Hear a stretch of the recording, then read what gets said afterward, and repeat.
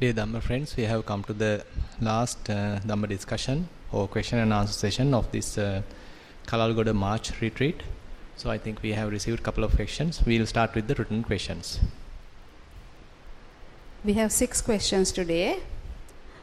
This particular one has 5 sections in it, and he wanted me to read one by one. Yeah. Respected sir, I am totally new to walking meditation. Yesterday I was trying walking meditation. While walking from one end of the compound to another, a senior yogi noticed me and advised me to walk short stretches, maximum up to 50 feet. What is the ideal stretch for walking meditation? 50 feet. No, maybe typically, if you can walk around 20 steps, so that may be a convenient distance, and if you have a longer, that's also fine. And sometimes we have longer footpath, sometimes around 20 steps footpath, that's around 20 feet. So that is the typical moderate distance. So, but on the other hand, suppose you are doing some other kind of activity, say you are doing jogging, so you can use that as a walking meditation if you are doing it properly. So rather than simply watching here and there and doing the jogging, you can do it mindfully. But in the typical proper way of walking meditation, actually we are having a walking path. The typical distance may be around 30 foot.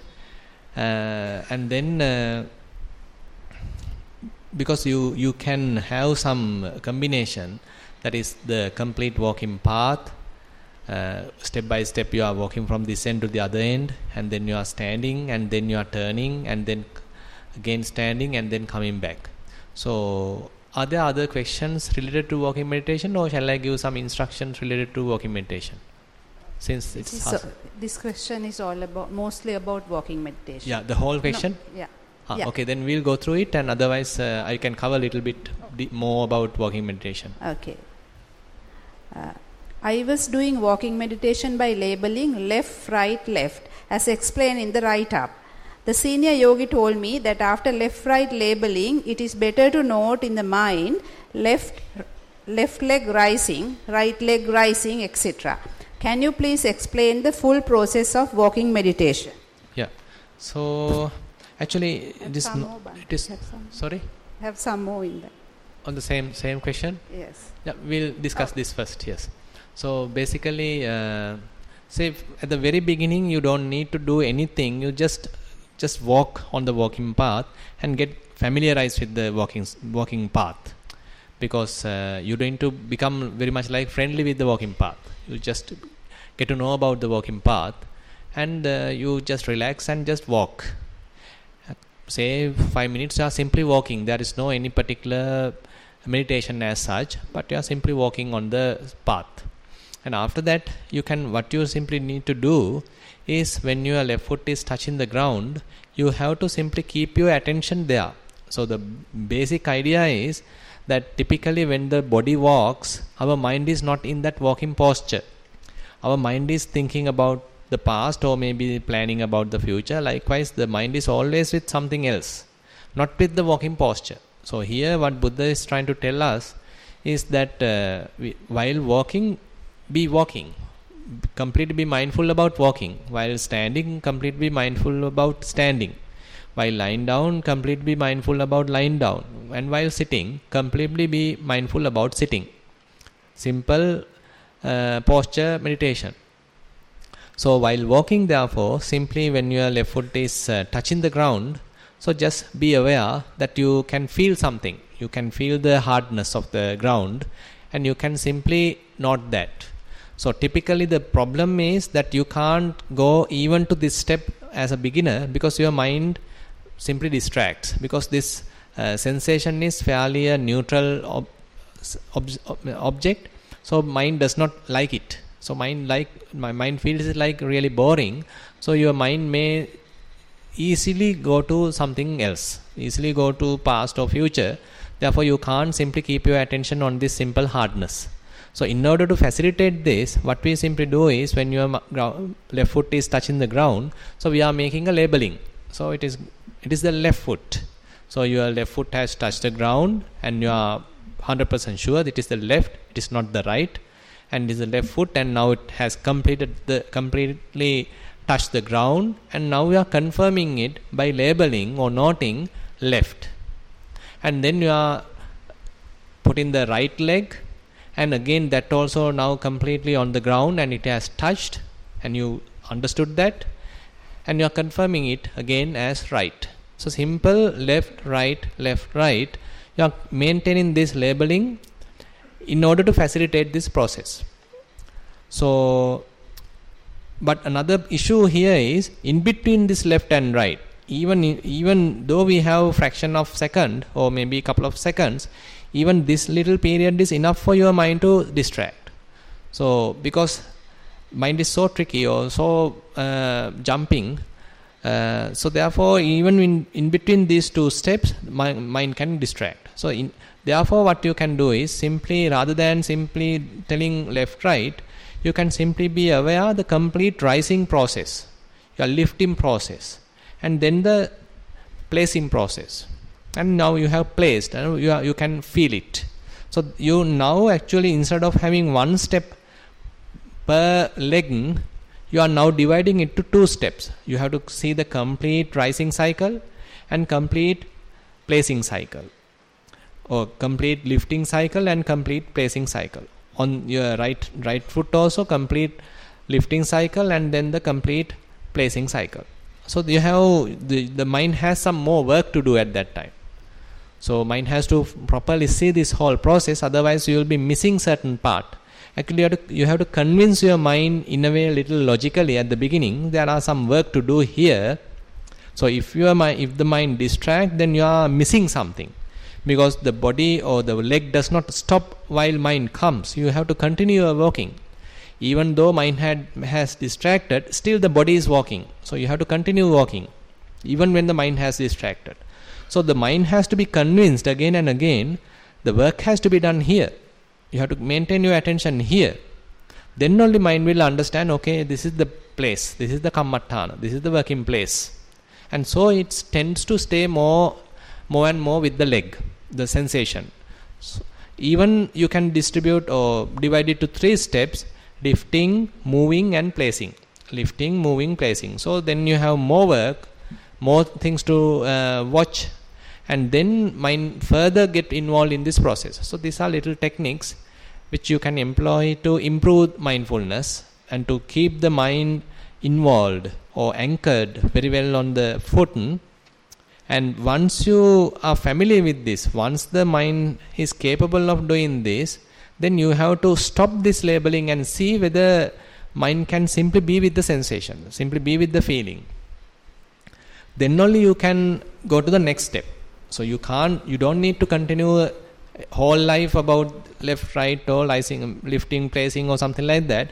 Rather, once you are familiar with it and once the mindfulness has established, you have to stop labeling and see whether you can completely be aware of this whole process without labeling, without noting. So then only you can go to the further deep stages where you can be with the whole sensation with a completely quiet mind.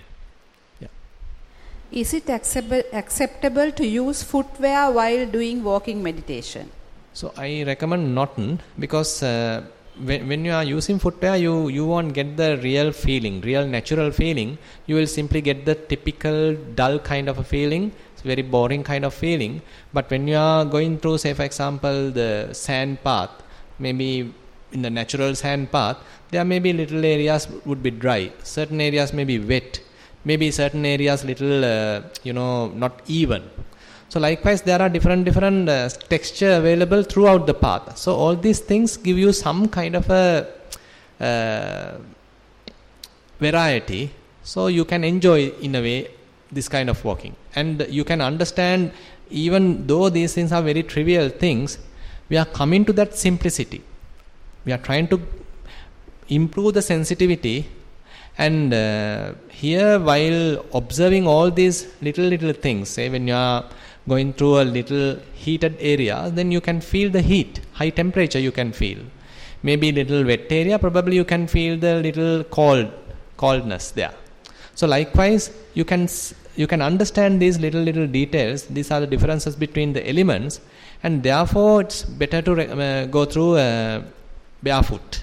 And again, the barefoot walking gives you a lot of other benefits, like you are grounding yourself.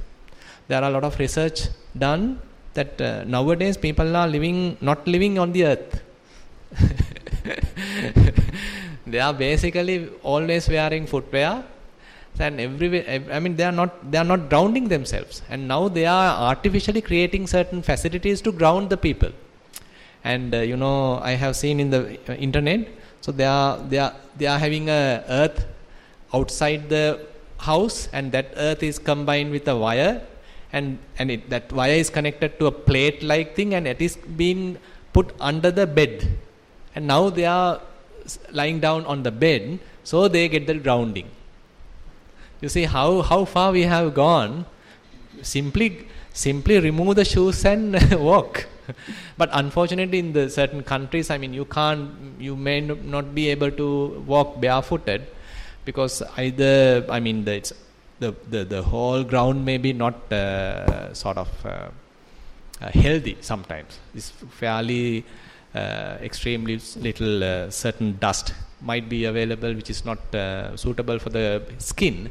But fortunately in Sri Lanka, everywhere, I mean, very much like, I don't know about the Colombo, it's getting more and more polluted. But on the other hand, at least certain areas are available. Maybe you can prepare certain areas within your house, which is fairly, comfortable and again natural, and then you are walking barefooted. And again, if you are using say grass, that's also possible. That's also giving another effects. And if you are using simply the sand path, that's another effect. So likewise, grounding is actually necessary, because the whole body, the nervous system and the brain and everything, in a way working as a kind of through some electric pulses. So sometimes this body generates some kind of static energy. So that static energy has to be grounded. That static energy has to be dissipated. So whenever we are living with the cushions and the shoes and all these things, so we can't get this grounding effect, earthing effect. So the earthing really helps you to have a good sleep also. So if you simply search in the web, earthing and all this information, earthing yourself and barefoot walking, and there are the scientific results, scientific research have done on this area, and they found this earthing, barefoot walking, and really helps you to somewhat calming down, losing the stress, and there are such benefits available in barefoot walking. Yes. During sitting meditation, can I sit in Sukhasana with palms clasped in front, cross-legged?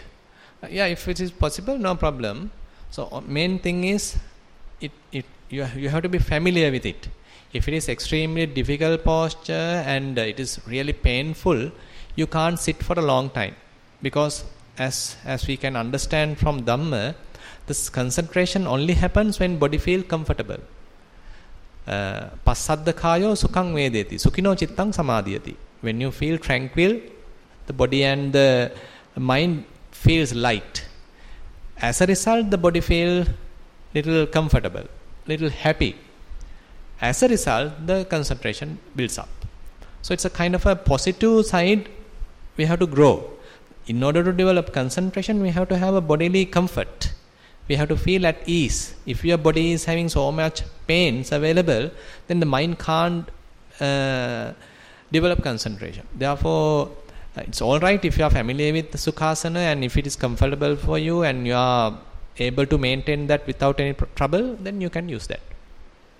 In your sermon, you said that if a pain occurs, then concentrate on the pain while doing sitting meditation. But when you are concentrating on your breathing, how do you simultaneously concentrate on pain? Thank you, sir. Yeah, actually it is not immediately we have to do. That's why Buddha has explained that systematically, where the first 4 steps dealing with entirely about the body, or basically about the breath. So the first 4 steps. So we are completely being with the breath, completely mindful about the breath. In breath, out breath, in breath, out breath. Likewise, we are establishing mindfulness. So we can recognize the differences between in breath and out breath. Now we are going further. We can recognize the differences, subtle differences between 2 consecutive in breaths, 2 consecutive out breaths. So all these things are indications that our mindfulness is refining, and more we are now well grounded in the body. Body indicates the breath. Kaya sankhara, the most primordial part of the body is the breath. So now we are with the breath, and as a result, now the breath is calming down. Pasambhayam kaya sankhara. Now breath has calmed down, and you already has developed fair amount of concentration, and you can maintain that, and you even can see the beginning, the middle, the end of the breath. All these things are available. That indicates that you are now having very good, clear comprehension. Your mindfulness has improved, established.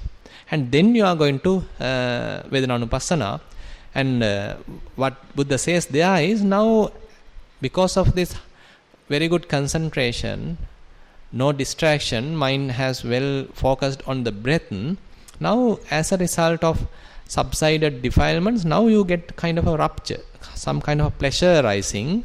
That's a feeling. So now this feeling becomes your primary object. Now you are shifting your attention. Now so far breath was your primary object, but now breath has really calmed down, and now certain happy feelings are arising, and now you are watching them objectively, and now primary object is these feelings, and breath is in the background. In case you can't tackle this feeling yet, then you have to go back to the breath, and again you calming down, again concentrating, again building up the mindfulness, and again you are trying to watch the feeling. So either it may be a happy feeling or it may be painful feeling, doesn't matter, you are objectively trying to watch it. So as the question asks, so it is not that we are trying to do both at the same time. Rather, when the breath has calmed down and we were able to generate enough mindfulness through that, so that mindfulness, that concentration being used to watch the feeling. Now feeling becomes the primary object. Yes. Venerable Bhante, my question is similar to what you explained yesterday about Anapanasati. When I first started to meditate about a year ago, I was able to differentiate the in-breath and out-breath, but never felt the sensation or whatever near the nostril. It was the movement of my chest area going up and down. Since about 5 months ago, I didn't feel the breath at all. It was like the normal way we breathe. So I was not able to label as in-breath and out-breath. Walking meditation was okay, but there again I felt only the gross when I walk in the sand and the coir carpet.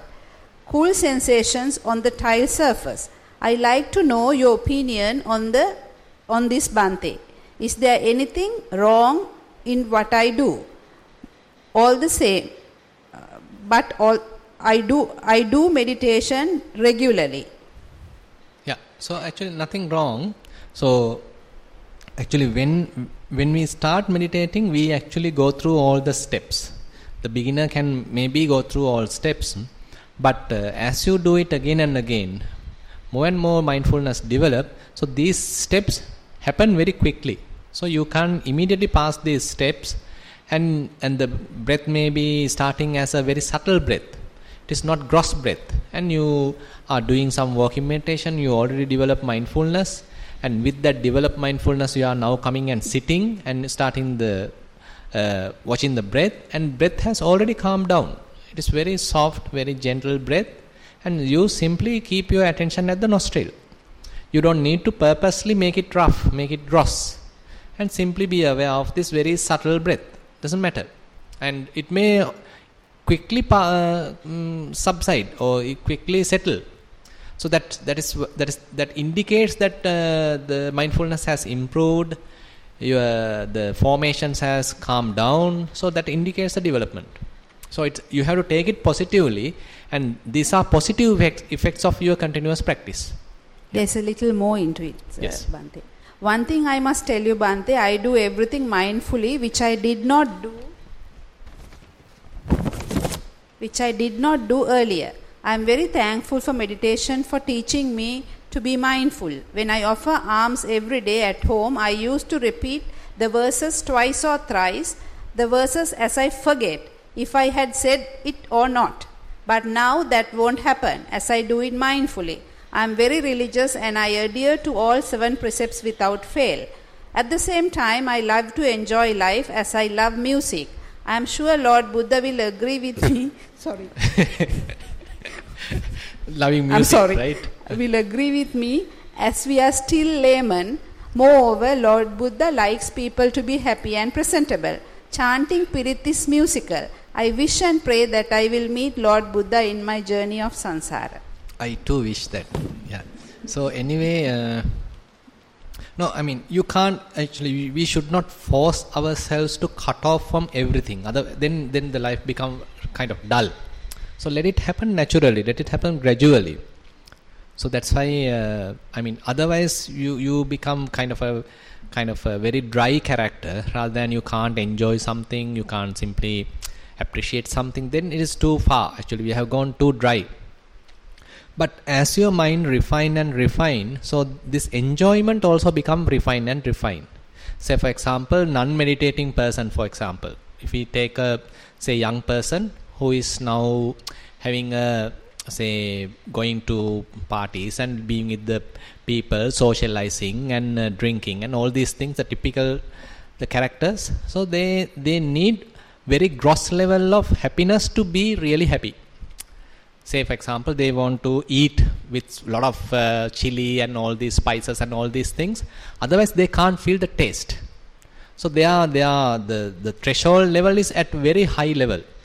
But as a result of develop mindfulness, this threshold level, in a way, the sensitivity increases, the wakefulness increases, your senses become very sharp. So now you don't need this much of say sugar, this much of chili, this much of spices, because your tongue becomes very sensitive. Similarly your eyes, similarly your ears and all these things.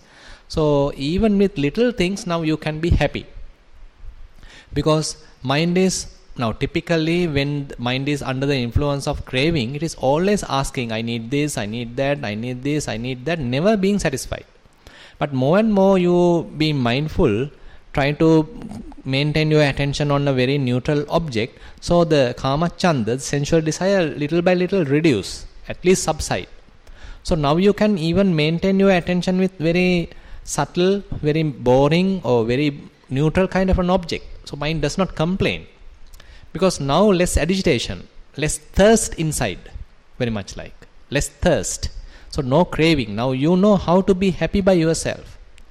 So now you don't need this kind of gross music. So if we come to the topic, now previously suppose you need lot of pop music, break dance and all these things. But now simple Canadian dance may be okay. Maybe some soft music. Previously you need Nihal Nelson and all these things. But now Amaradev also okay. So because now he is doing very melodious and very sentimental, and you become a different character now. Now soft music, maybe a flute playing and violin thing, or now even a singing bird can make you happy. If you simply get some breeze from the environment, you still can be happy. So all these things indicates that you are becoming very sensitive. You are becoming now living on the earth. Your mind is not distracted. Now you can enjoy even these little things. For you to give a little inspiration, there was one very prominent meditation teacher called Swami Vivekananda, and he was in India and he is very famous. And when he was interviewed, so why he is meditating? Now people are asking these questions expecting very sophisticated, very philosophical ideas, but he has mentioned just to be happy with the scent of a flower. So that's, you can see so that is a very simple, very innocent kind of a character, way that he is enjoying the nature. So he is simply, now say a kind of a wild flower is there. It may not be a very, the Colombo 7 rose flower, but a very simple wild flower, maybe having a very slight fragrance. But this person with less desires can be happy with that. So, and again, for you to give another beautiful example, Venerable Mahakassapa. So he has become an arahant just after 7 days. He was as a worldly person just for 7 days. After becoming a monk, within 7 days he has become an arahant. And mostly he has stayed in the far areas. And in Thero Gatha it is mentioned, he is enjoying just by seeing, the fireflies. Fireflies are simply they are flying at night, and he is simply seeing this sight. And he has mentioned in Thero Gatha that he is enjoying that. We can't say that he is in indulgence kind of thing, but it's a very innocent, he is an arahant, and he is the third disciple of the Buddha, prominent disciple of the Buddha, and you can see that the arahants still can enjoy nature. So therefore, and even when Buddha is going just for the passing away, parinibbana, he is just look behind and see, telling the Beluwa Gama is Ramaniyani Beluwa Gama. The village called Beluwa is beautiful. So likewise, there are very beautiful side in the Dhamma. It is not dry. And again, there's a very beautiful verse in Dhammapada. Ramaniyani aranyani yatta naramati jano vitaraga ramessanti nate kama gavesino. Can anyone translate it? Ramaniyani aranyani yatta naramati jano. So Buddha saying, all these wild forest, far forests are very beautiful. Yatta naramati jano. These sensual, the typical worldly people, they don't find it attractive. Yatta naramati jano, they never go there. Vitaraga ramessanti, the ones who is less defiled or defilement free, they really enjoy that. Vitaraga ramessanti nate kama gavesuno. The ones who are more into desires, more going after the sensual pleasures, they can't find the happiness in the forest. So it is more and more the mind becomes less defiled. You become very sensitive. Your senses become very sharp. So even little things are enough for you to be happy. Yes. The Most Reverend Sir, is it wrong in Buddhism for a husband and wife in this birth to pray for them to meet again in the next birth too as husband and wife? We have had heard the Dhamma story, Nakula Mata and Nakula Pita. Did it lengthen their journey of samsara? Kindly, sir, could you please explain us whether it is bad to have hopes and expectations? Though it is not relevant to the topic we have been discussing, this may benefit number of husbands and wives here who have lost their partners. Who have lost their partners? Now they want to have new partners. Okay. Number 2. According to a dying person's chutti chittaya, can he be born again as a child to his own son or daughter? Yeah, all these things are possible. Actually, there are even stories that the dying person become a child, maybe even an animal who is close by. All these things are possible. You can't really predict.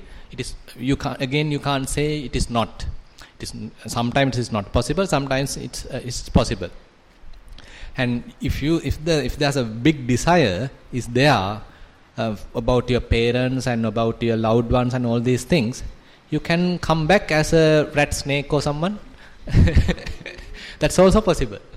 So these are the problems. So more and more attachment is there, and at the death moment, if the kusala, the wholesome merit power is not enough, but you have strong desire to come back to be with the loved ones.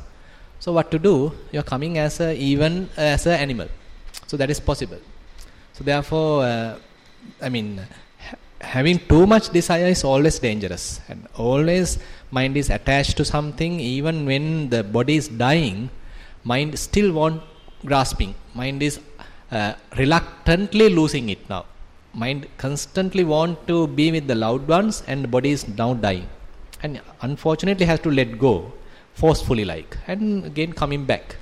So that is what really happens. And this question about this love story. So this Nakula Pita and Nakula Mata, as the question tells, it was a true story, happened during the Buddha's time. And Buddha has mentioned, in order to fulfill this wish, so next life also I want to be with this same person. So this wish, then Buddha has recommended to have the same faith, same effort, same merit power, and all these things to very much like same level. So it's very difficult to measure, by the way. So you need to understand whether the other person is meritorious, you also be meritorious. If she is doing something good, you are also appreciating. If you are doing something good, she is also appreciating. So likewise, you are very going in line. There are no any conflicts as such, but things are going smoothly. Then there's a possibility that you can have this from samsara, the every life, like this typical love songs are telling, may be possible. But the problem is, I mean, someday you have to depart. Someday you have to being apart. Because who knows who will die first? Whether your husband or whether yourself. We don't know. So, I mean, these things actually are very much into the proliferation part. You know, if this region or this the period of loving and the period of being the association and all these things generates lot of thinking in the mind, lot of proliferation. So you are thinking, you are planning how to live in the future, how to be with your partner, and how to build a new house, and you and she or you and he is there, and all these things, all are proliferations. So more and more proliferation, more and more these kind of thoughts and plans and all these things. But mindfulness helps us to reduce proliferation. So therefore meditation goes in a different angle, different track. So you will understand these are just merely thinking. These are simple thoughts happening in the mind. So it might be helpful, or mostly it is not helpful. It's mostly harmful. So you can simply help the other person, the partner, without too much thinking, without too much doubting, without too much attachment. But still you can do your job or whatever the duty is. The main thing I found mainly happening in the meditation is that it is reducing this unnecessary thinking.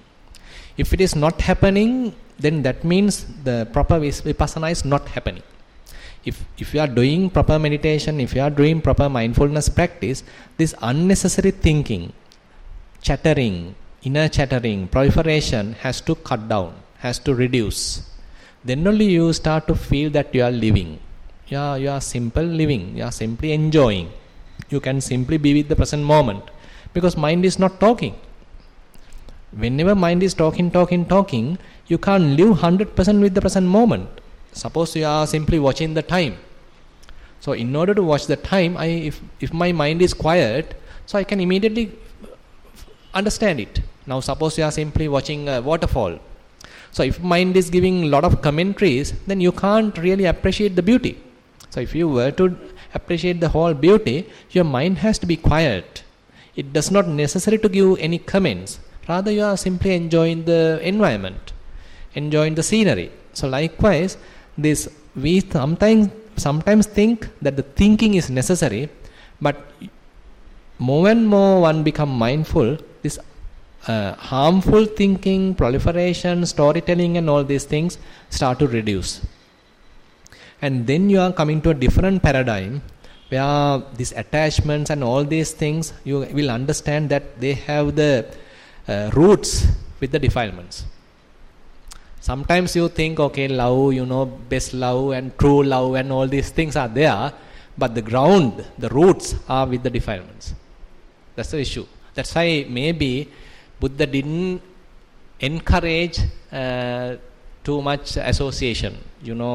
He encouraged to become secluded, to maintain the seclusion, then you can generate or build yourself, build up a lot of strength, the spirituality, then you will understand these kind of tendencies within ourselves. So these desires, these thinking patterns are triggered by inner roots, lobha, dosa, moha. Yeah. A person known to me does meditating and she goes deep into it. She never goes to a temple to offer flowers. She doesn't entertain people. She has no faith in doing good deeds nor bad, saying that it will lengthen her journey of samsara. She wants to get into the sotapanna path in this birth itself, doing meditation only. Could you please, most venerable sir, explain on this? May you be blessed with health and happiness by the blessings of the noble Triple Gem.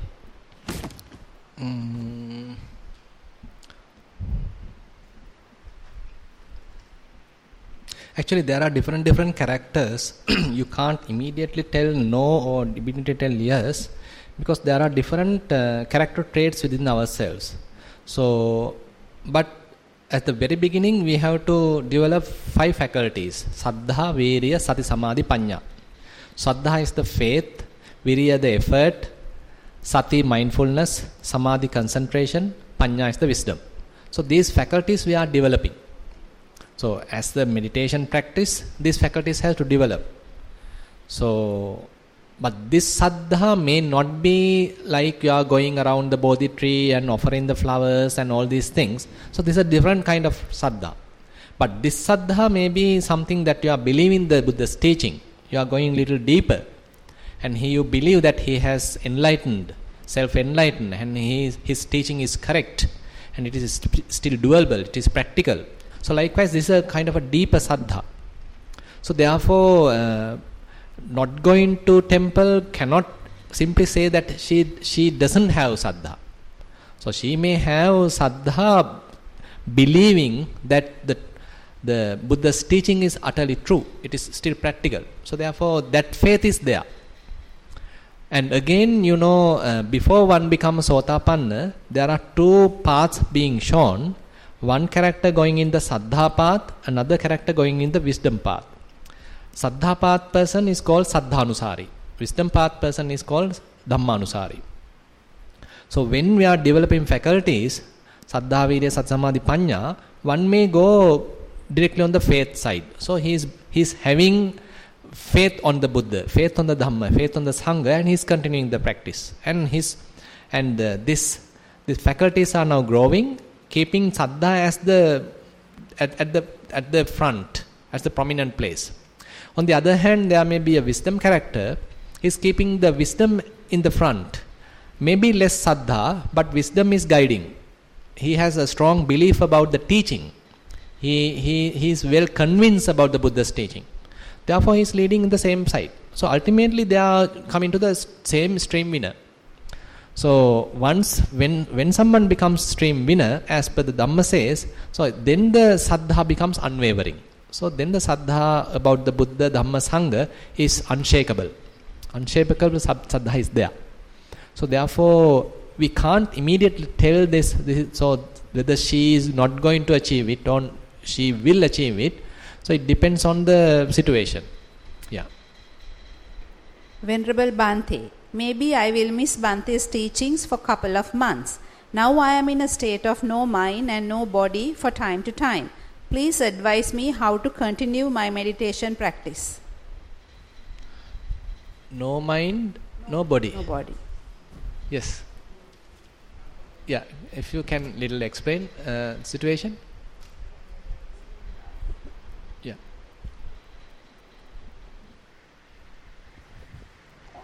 It's like just little thoughts comes, then after that there are some like shadows and fall into a deep meditation. I think I told it Bhante before.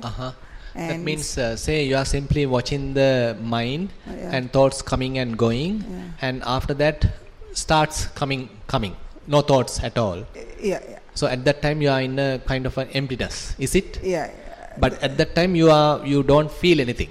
I fall into like just I don't know what is happening, like sleeping. I think I told Bhante before, Right. and Bhante asked me to practice it very well and talk to Bhante. I talk. I think probably I might have asked you to little improve your walking side. Walking meditation, because the thing is now the concentration is little high than the mindfulness. So you have to improve more mindfulness. So it is easy to improve mindfulness through walking meditation, because in sitting, if you are coming to this stage while in sitting, so with the higher concentration, it appears like you have completely cut off from the entire world in a kind of an unconscious kind of situation. But it is not really unconscious, but it's very much like no signs, no sounds, and all these things. You are in a kind of a deep concentration. Yes. But more and more you do walking meditation and see what are the details. Particularly now, more and more little details in the walking meditation, and try to maintain it effortlessly. And if your mind does not like to see detail, if it likes to be unattached from the process, just try to maintain kind of a unassociated nature even while walking. No problem, allow it. Did you get the point? Now, say for example, so in order to improve mindfulness, the clarity of the mind or the comprehension, you can see all these details. But it may be little tiresome for the mind. So while you are doing it, probably mind likes to stay without involving in this process. Okay, without looking at all these details, mind may like to stay without any object even while walking. Okay, then allow it. It's happening. Okay, then say you are walking, your eyes are open, you can hear, but at the same time mind is empty. Sometimes. So this is the process you have to develop. Now this is possible in walking because you are doing some activity, your eyes are open, you are not in a very high concentration, but mindfulness is there, but still you can maintain this emptiness time to time. More and more you come to this region than that higher concentrated region that you are touching through the sitting. So this walking part is much better. So therefore you continue more into walking. And then the sitting also become natural. Like, I mean, rather than going to too high concentration, you would be able to touch the emptiness even with shallow concentration. So then things become somewhat balanced. Sometimes it goes to deep concentration, sometimes just only feel around here. Now I don't feel, before it's everywhere feelings. Now no feelings I don't feel, but only up to here, just feelings, then it's slowly disappear and fall into that deep concentration. Yes. So try to more, I mean, spend more time in walking. And just do it very mindfully, very quietly, in a very relaxed attitude. No pushing, no achieving something. Just in a very relaxed mood, and then let things happen. Now Bhante, when I sit, not like pushing, I just sit, whatever I expect, I always take it. I always don't want to go to the deep concentration. Sometimes I feel here, anything happen to me, I will take it. And also last time Bhante said at home, when I'm not meditating, also to watch my mind, not to go to that chattering. I do that one, but still chattering. So I happen but take my mind and do my work. That's right. So as much as possible now allow the mind to calm down. Mind has to relax. Mind has to settle. So this is, I mean, this whole process will help to settle the mind. So more and more less agitation, more and more less defilements, more and more less signs. Now we are coming to this state where there are no objects at all for the mind, emptiness. So that means nothing to agitate the mind. So you are trying, the mind starts to settle now. So more and more your time period increases. Now say you are being able to maintain this just for 5 minutes, but later it may be 10 minutes, maybe another 15 minutes. Likewise, once the time period improves, your mind starts to settle. mind starts to calm down, and less agitation, less tension, and all these things are in the correct path. So nothing to worry, just continue, and more than sitting, involve more in walking. Okay. Only Yes. thing is, Bhante, can have to wear shoes when I go Wear shoes. overseas. That's the thing. Even with the shoes, it's okay to do walking meditation. When If I that is go the only overseas, thing possible, can't Have to- help, you better do it. Yeah. Okay, meditation. Yeah. Okay. Okay, Bhante, Okay, that's what yes, I was past this asking, but this time I want to know about more details. Maybe I will miss your teaching. Right, That's right. what I just told Bhante. Okay. Sukhi hotu.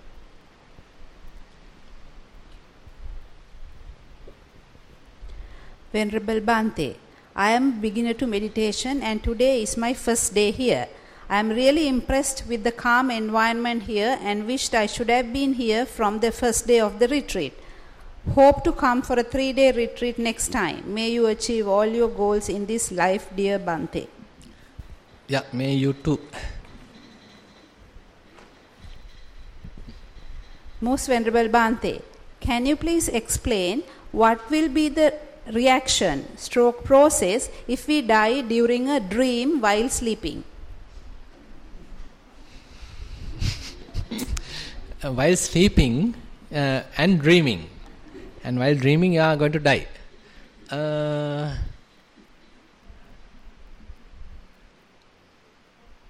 So basically, now I mean, if I compare it with Dhamma, now it is said, now even say if you know the maximum samadhi is called the Nirodha Samapatti.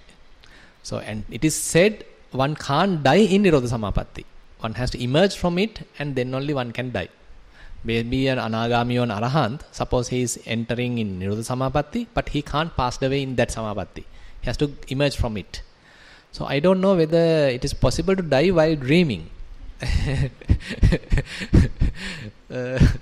Maybe you will immediately come out of it. Probably you might immediately come out of it, and then you will die. But problem is, even while in the typical world, you are like dreaming, and you think that while in the dream only you are dreaming, but in the day-to-day life, the typical natural world also we are like dreaming, because we are living in the conceptual world. I am thinking about the father, you are thinking about the mother, you are thinking about the husband, thinking about the wife, thinking about the child, about the working place, the economy, about the president, about the prime minister, politics. All are dreaming. You are thinking, proliferating, and so if either you die while dreaming at night, or either you die in the daytime in this daydream, no big difference, because all are concepts, all are in the delusion. So there is no big difference. So anyway, the mind is somewhat cluttered, somewhat confused, ignorance. Now when there is no mindfulness, basically. So the next birth will be then depending on that. Same, exactly. Yeah, I mean that's why when the mind is in a kind of a confusion, it's entangled with something, so it is not mindful. So if the death happens at that instance, so the karma and all these things are the governing factors. You have no control, and accordingly the next birth will happen. So similarly in the dream also you are entangled in something artificial kind of thing. So the next birth will be the same, I mean, according to that situation. So there is no big difference as far as I can understand, because in the daytime also we are dreaming, in a kind of a dream, and the night time also may be dreaming, another kind of a dream, same dream. So Buddha help us to be awakened. So that's why the term Buddha means awakened one. So we are in a dream with the defilements. So he is helping us to awaken to the reality, coming back to the present moment, really live, not in a dream. Yes. Most Venerable Bhante, need clarification on following. When we see a total stranger, at times we make a first impression such as she's an innocent one or he's a decent guy, etc., etc. However, the real life behavior may be totally different to what we think. Does this happen due to our own likings, dislikings, within brackets alima, gatima, or is it a karmic thing that we have met those people through sansara? Appreciate your valuable input. Yeah, both. Actually, sometimes we have immediate impression, the first impression and all this, first love and all these things. So all coming through karma as well as the sansara, this as well. But as this question also telling, this first impression might be false. So more and more you associate the person, then only you can understand who is the real person.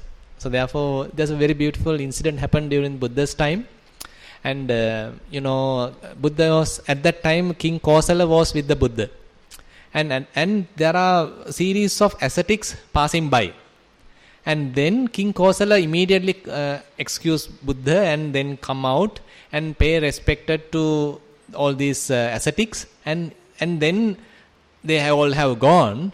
And then he returned to Buddha and he informed the Buddha, Bhante, they are also arahants.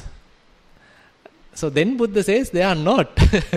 They are not, and you are not in a position to understand who are arahants. You are simply a lay person. You don't have the capacity to understand who are arahants.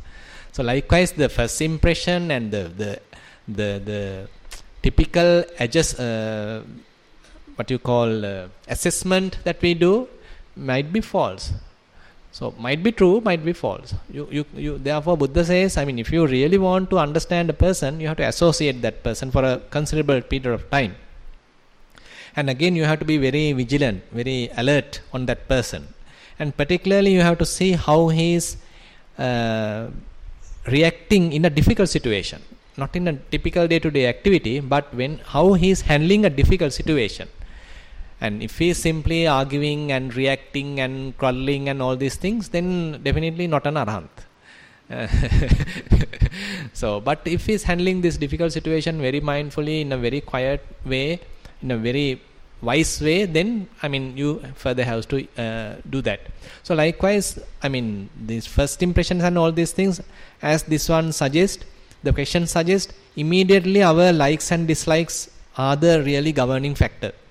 Because when we see a particular person, so we already have a pre-built kind of pre-programmed shape in our mind, kind of a figure in our mind. So if this figure, this frame being satisfied by this particular object, this particular vision, then immediately we like that. We immediately like this person. If this frame does not satisfy, then we don't like. So it's very much like the asavas, very much like inner tendencies are there.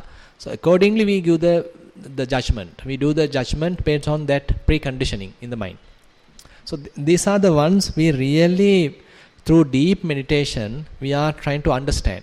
So more and more mind becomes settled, without chattering, very quiet, and no distraction, no defilement. So basically at that time, mind has to be at home. So suppose the situation, if you think logically, on such situation, mind does not need to go out, because there is no any defilement as such, and there is no agitation. So mind simply, quietly, mindfully being at home. Even while being like this, why it is going out? That is because of the defilements. That is because of these inner influxes, asavas. So even though temporarily we can maintain this kind of a stillness, still we can't do it for longer time. Again some agitation coming and triggering us. Again mind go and grasp something. Again mind go and start to talk. So all these things are the ones actually we are again and again watching these little different mental patterns and understand how mind is operating, how mind is fooling ourselves, how mind is tricking ourselves. And all these things are the real deep meditation in a way.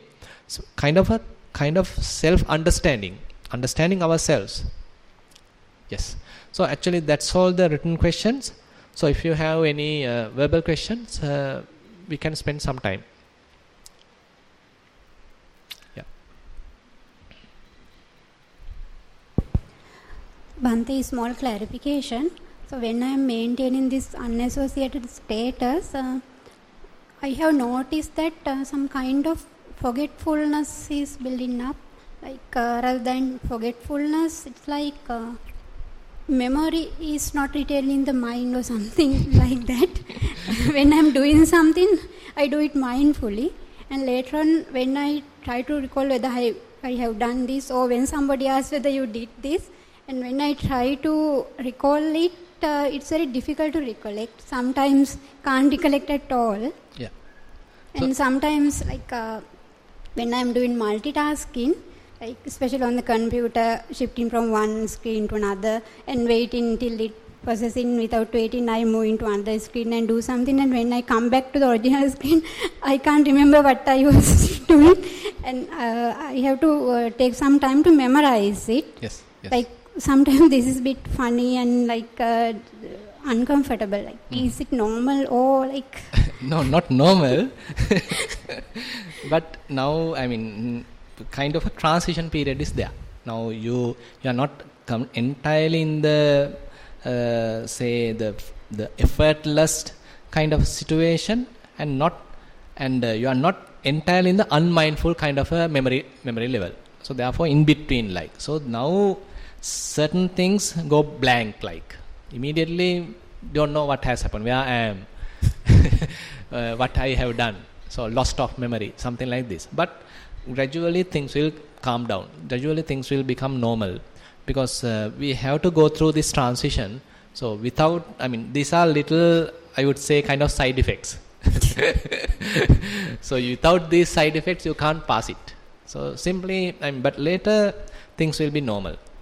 Normal in the sense you will remember the necessary things you need to recall, necessary things you want to remember. And those even can be remember even after long time. So that's the development of the mindfulness. It says chira katampi chira bhasitampi sarita anusarita. Long time ago what I have said, long time ago what I did, even one can recall after many years of time. At that particular day when I saw him, I met him, and I told like this. So like that, the long time ago what you did, what you heard, or what you told, if it is necessary to remember, and you can recall it, and immediately it is available. So, but this stage now, I mean, you have discussed about your meditation some time back. Now you are in a, say for example, you are doing, I think, did you go through Vedananupassana, or simply the observing the elements, or mindfulness? What's the kind of like main theme you used? It's Chittanupassana. Yeah. So basically, say when you are watching the mind, thoughts are coming again and again, coming and going, arising and passing away, and you are coming to the sort of the signless, the animitta side. Are you able to maintain that for a long time now? Yeah, about 3-4 months. Yeah, but how long per sitting are you able to maintain that? Half an hour? Daily. Maybe? Yeah, about 1 hour daily. About 1 hour. Now say for example, you are doing, how many hours are you doing meditating per day? About 2.5 hours, 1.5 hours walking, and about 1 hour sitting. So in that sitting period, how long are you able to maintain this emptiness? Continuously about maximum 10 minutes. Then again thoughts are coming. Then again emptiness, like that. Yeah, no problem. Just continue. Nothing to worry. When you are getting to this emptiness side, your mind is now understanding this area, and mind trying to maintain objectless kind of a situation without associating any object. Now it is sustaining its mindfulness. So it's a kind of a transition. So therefore, it's like kind of a blank at this moment. So you might get this kind of problem. So best thing is to use a diary kind of a thing to write down things, a notebook. If you are forgetting many things. So I mean, many techniques, typical practical solutions has to be used, but later everything will be all right. So just continue a meditation. Later you'll be able to live in both worlds, in the conceptual world, maintaining some kind of a effortless emptiness, and in the completely kind of an emptiness without the conceptual world at all. So the both going to be possible, but now in the middle. So nothing to worry. Just continue. Right. Thank you, Bhante. Much merit to you. Yeah. Sukhi hotu. Okay, I think we have come to the end of the session. So if there are no any other questions, we can wind up the retreat. So most of you are here for 3 days and spending time in walking meditation, sitting meditation, and again participate into the Dhamma discussions and listen to Dhamma sermons. And again, some of you have involved in serving and all the things. So all these things actually generate a lot of merits. So we'll share these merits with all the past away relatives. We'll share these merits with all the celestial beings. And again, we'll share these merits with whoever in need of merits.